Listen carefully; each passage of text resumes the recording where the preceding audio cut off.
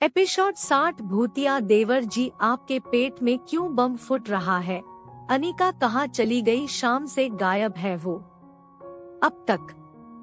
वीरू अपनी आईब्रोज उचकाते हुए कहता है। अनिका अपनी आंखें छोटी करके वीरू को घूरते हुए कहती है, डॉट क्यों, तुम्हारा चेरी खाने का मन है क्या? अगर है तो जाओ जाकर वो खाओ, मेरा दिमाग खाने की जरूरत नहीं है, कहकर अनिका वीरू को चिढ़ाने लगती है। अरुणिता हंसते हुए कहती है, बेटा नाश्ता खत्म कर लो, उसके बाद आज तुम्हें तुम्हारे एडमिशन के लिए भी तो जाना है। अनिका हाँ में अपना सर हिलाती है।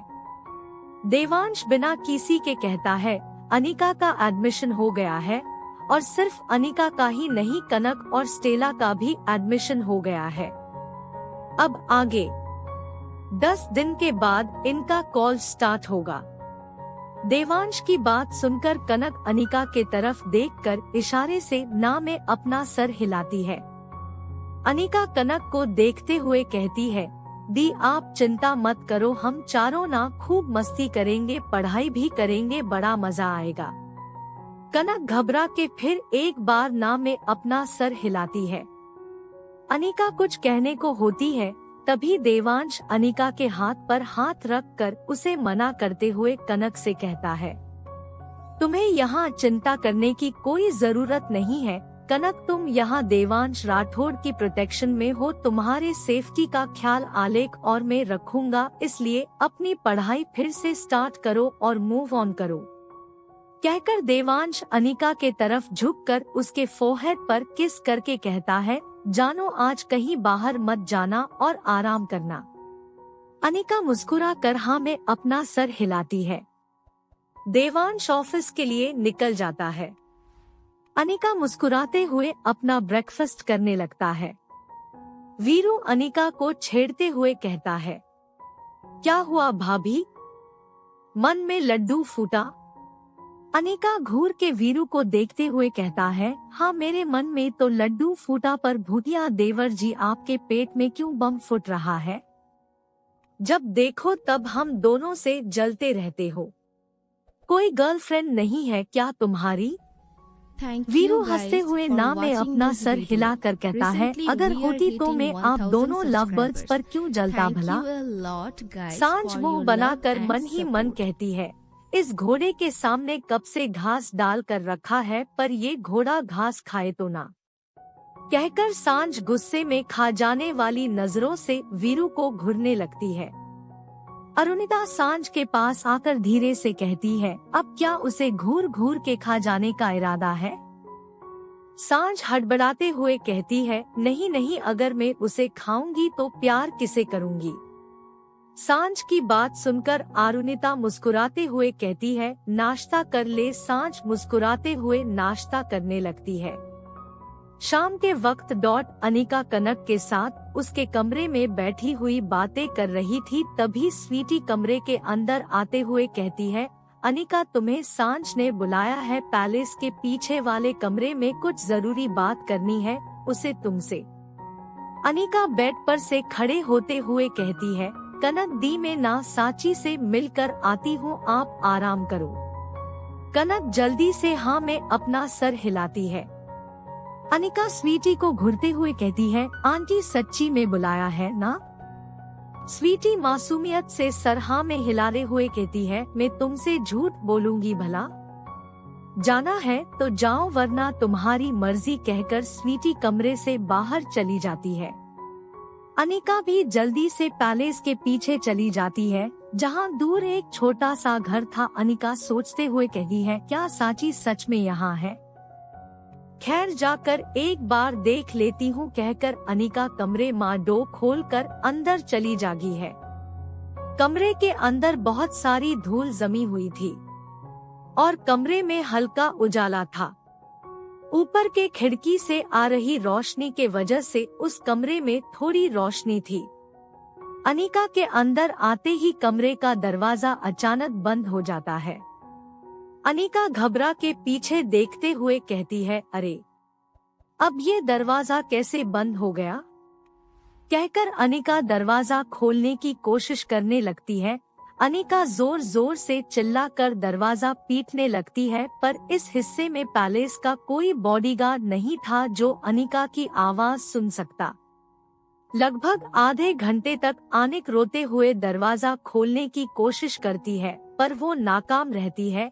इधर स्वीटी दरवाजे के बाहर खड़ी डेविल स्माइल करते हुए कहती है, तुमने कल मेरा प्लान फेल किया था ना, अब देखो तुम्हें कैसा मजा आएगा, कहकर स्वीटी वहां से चली जाती है। देवांश ऑफिस में एक जरूरी मीटिंग अटेंड कर रहा था, तभी उसका फोन रिंग करता है। देवांश कॉल रिसीव करके दूसरी तरफ वाले की बात सुनकर गुस्से में खड़े होते हुए कहता है, उसे ढूंढो, अगर वो नहीं मिली तो मैं तुम सबकी जान लेने से पहले एक बार भी नहीं सोचूंगा। कहकर देवांश गुस्से में फोन कट करके मीटिंग रूम में बैठे सभी को घूरते हुए कहता है, मीटिंग ओवर। कहकर देवांश बड़े बड़े कदमों से मीटिंग रूम से बाहर चला जाता है। आधे घंटे बाद देवांश की कार राठौड़ पैलेस पहुंच चुकी थी। देवांश गुस्से में कार से बाहर आता है, उसके साथ डैनियल और आलेख भी था। इस वक्त देवांश की आंखें गुस्से से लाल हो चुकी थी, जिसे देखकर पता चल रहा था कि वो कितना गुस्से में है।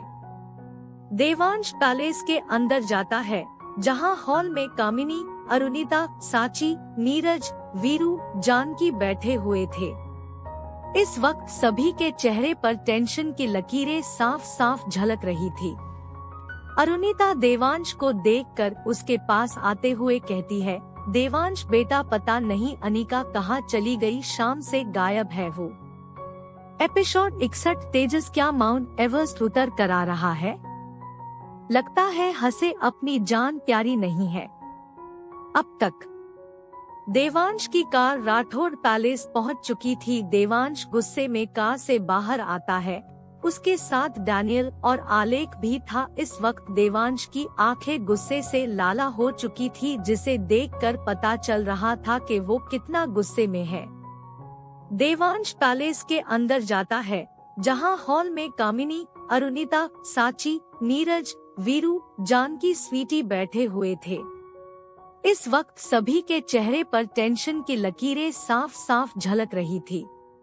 अरुणिता देवांश को देखकर उसके पास आते हुए कहती है, देवांश बेटा, पता नहीं अनिका कहाँ चली गई, शाम से गायब है वो। अब आगे देवांश इस वक्त बेहद गुस्से में था। वो गुस्से में सारे बॉडीगार्ड्स को हॉल में बुलवाता है। कुछ ही मिनट में पैलेस के सारे बॉडीगार्ड्स हाजिर थे। देवांश सबको अपनी जलती निगाहों से देखकर चिल्लाते हुए कहता है, तुम लोगों के पास 1 घंटा है, जाओ जाकर अपनी लेडी बॉस को ढूंढो, अगर वो नहीं मिली तो तुम सोच भी नहीं सकते मैं तुम लोगों का क्या हाल करूंगा। कहकर देवांश गुस्से से सबको घूरता है। देवांश के इशारे पर सभी बॉडीगार्ड्स अनिका को ढूंढने लगते हैं। वहीं देवांश पैलेस की सीसीटीवी फुटेज चेक करने लगता है।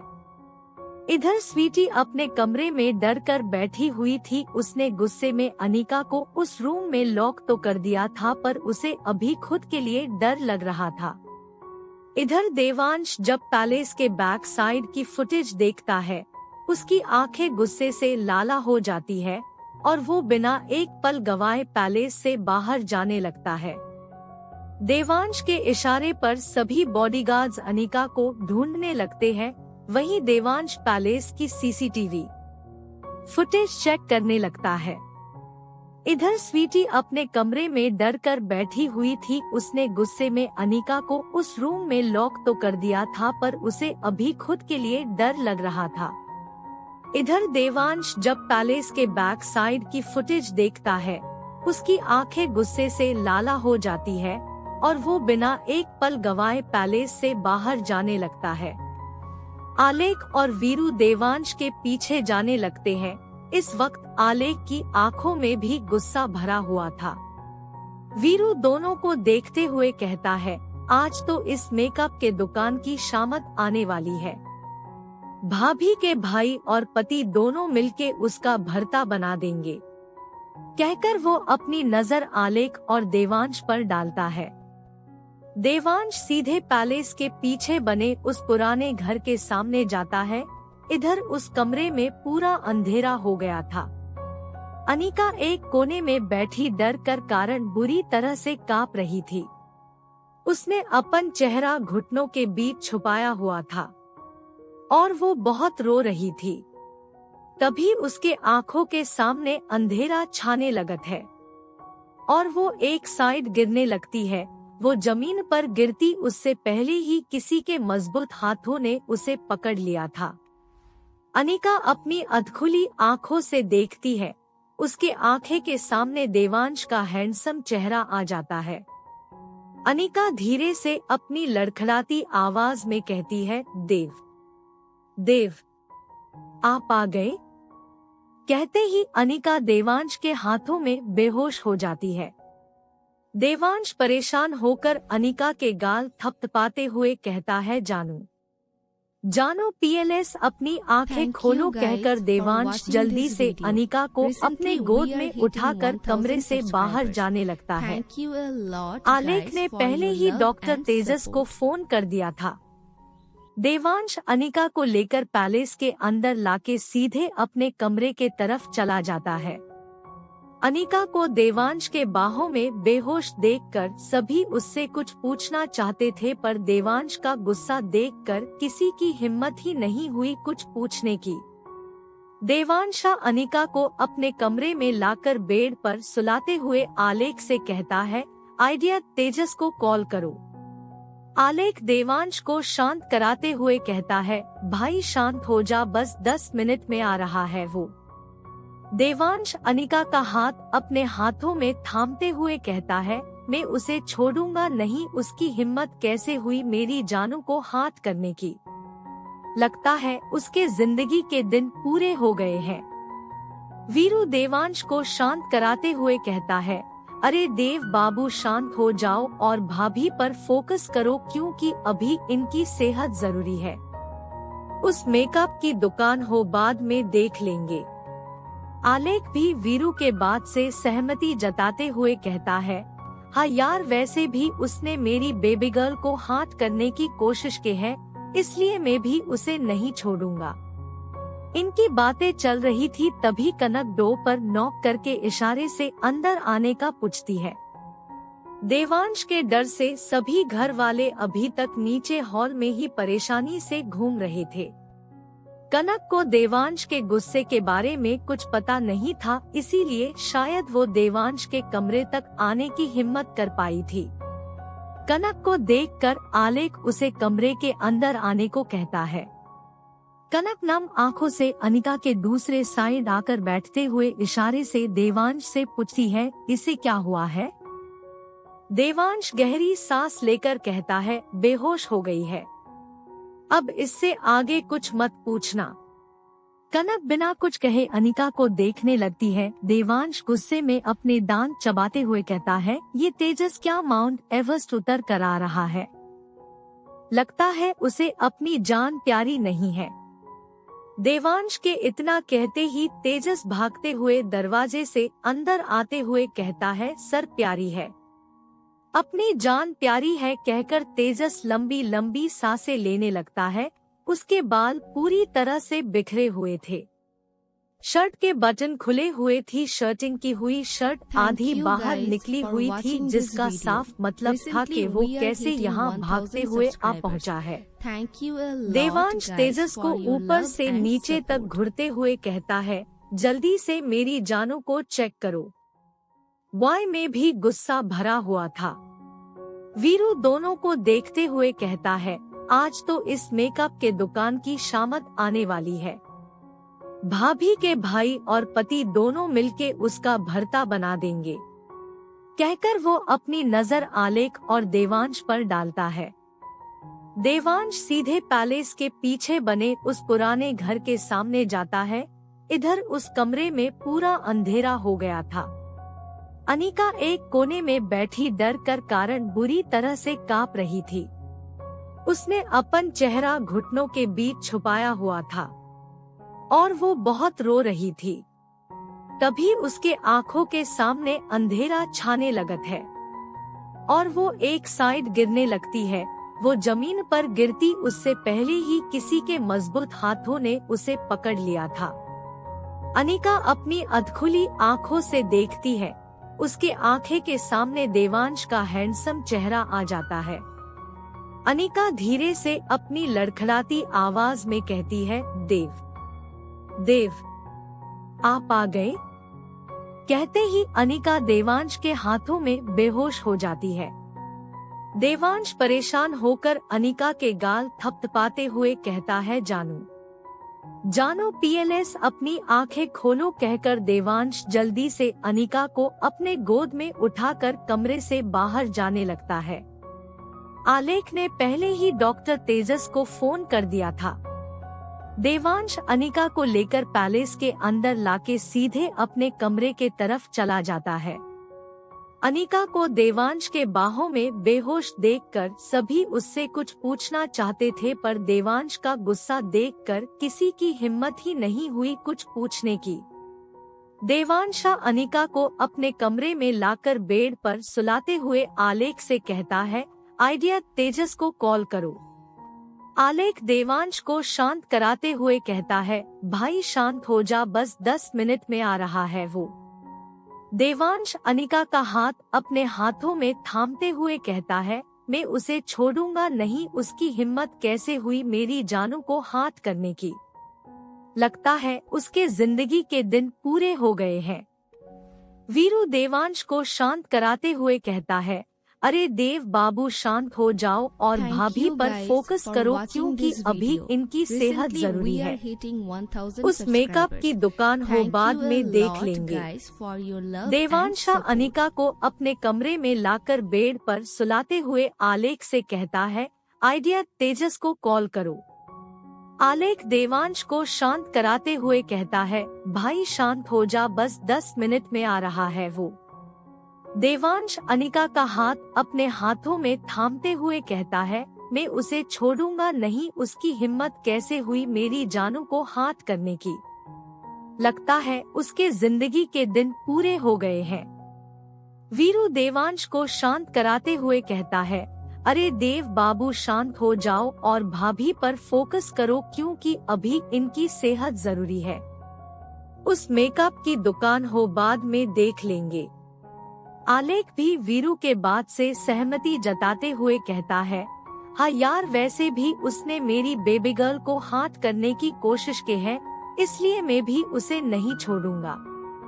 इनकी बातें चल रही थी तभी कनक डोर पर नॉक करके इशारे से अंदर आने का पूछती है। देवांश के डर से सभी घर वाले अभी तक नीचे हॉल में ही परेशानी से घूम रहे थे। कनक को देवांश के गुस्से के बारे में कुछ पता नहीं था, इसीलिए शायद वो देवांश के कमरे तक आने की हिम्मत कर पाई थी। कनक को देखकर आलेख उसे कमरे के अंदर आने को कहता है। कनक नम आंखों से अनिका के दूसरे साइड आकर बैठते हुए इशारे से देवांश से पूछती है, इसे क्या हुआ है। देवांश गहरी सांस लेकर कहता है, बेहोश हो गई है, अब इससे आगे कुछ मत पूछना। कनक बिना कुछ कहे अनिका को देखने लगती है। देवांश गुस्से में अपने दांत चबाते हुए कहता है, ये तेजस क्या माउंट एवरेस्ट उतर कर आ रहा है। लगता है उसे अपनी जान प्यारी नहीं है। देवांश के इतना कहते ही तेजस भागते हुए दरवाजे से अंदर आते हुए कहता है, सर प्यारी है, अपनी जान प्यारी है कहकर तेजस लंबी लंबी सांसें लेने लगता है। उसके बाल पूरी तरह से बिखरे हुए थे। शर्ट के बटन खुले हुए थी, शर्टिंग की हुई शर्ट आधी बाहर निकली हुई थी, जिसका साफ मतलब था कि वो कैसे यहाँ भागते हुए आ पहुँचा है।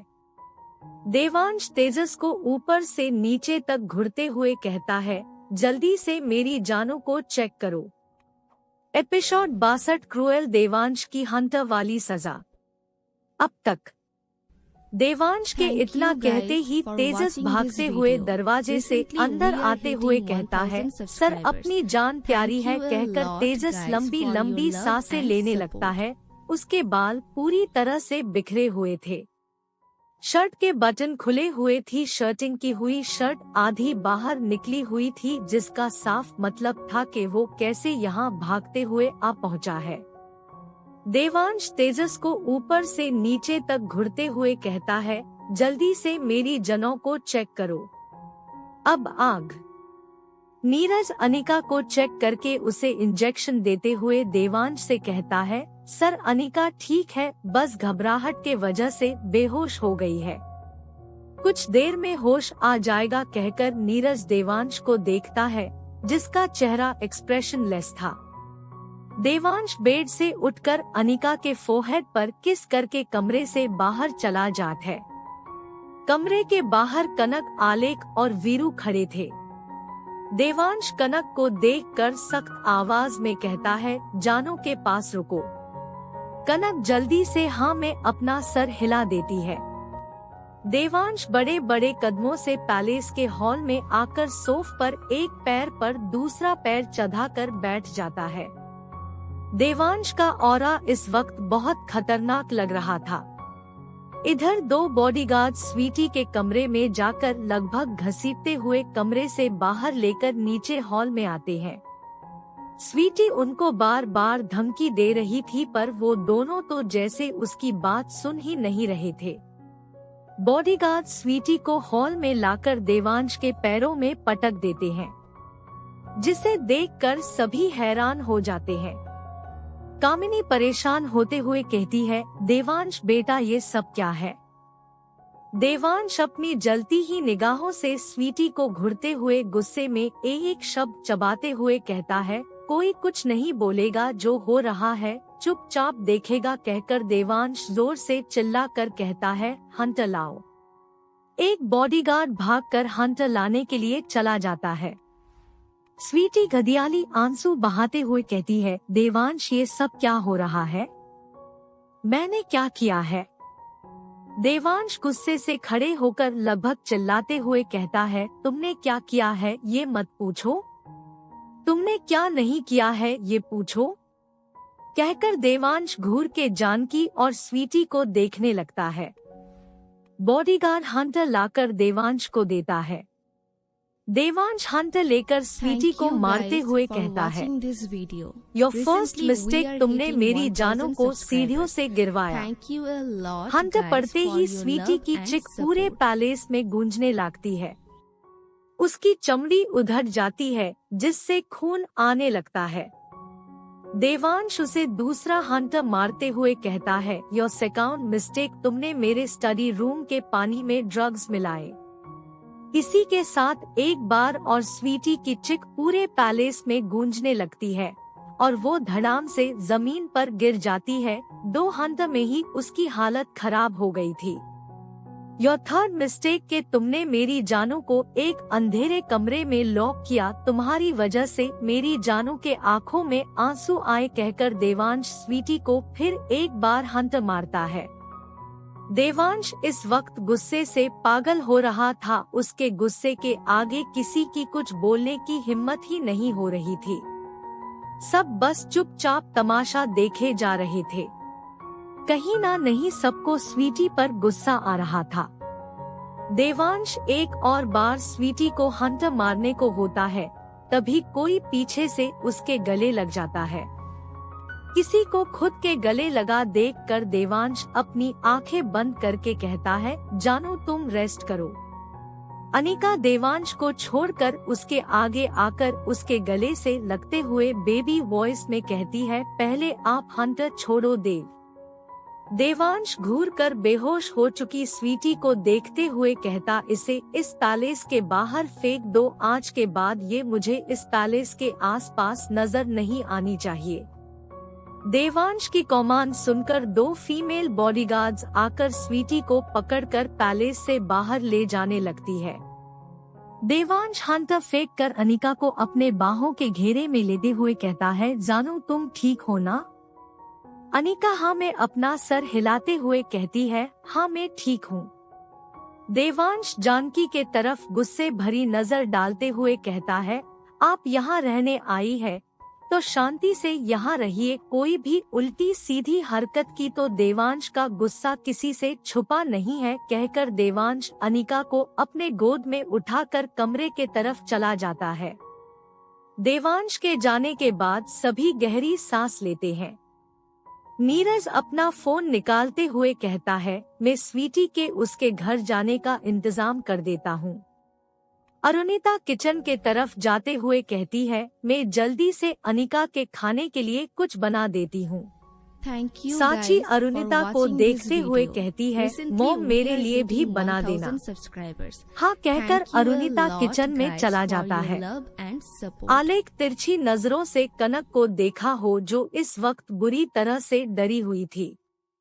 आलेख कनक को समझाते हुए कहता है, कनक यहाँ ये सब होते रहता है, उसकी चिंता मत करो, तुम जाओ जाकर रेस्ट करो, कल सुबह तुम तीनों के लिए एक सरप्राइज है, कहकर आलेख डेविल स्माइल करता है। कनक इशारों से पूछती है, कौन सा सरप्राइज है?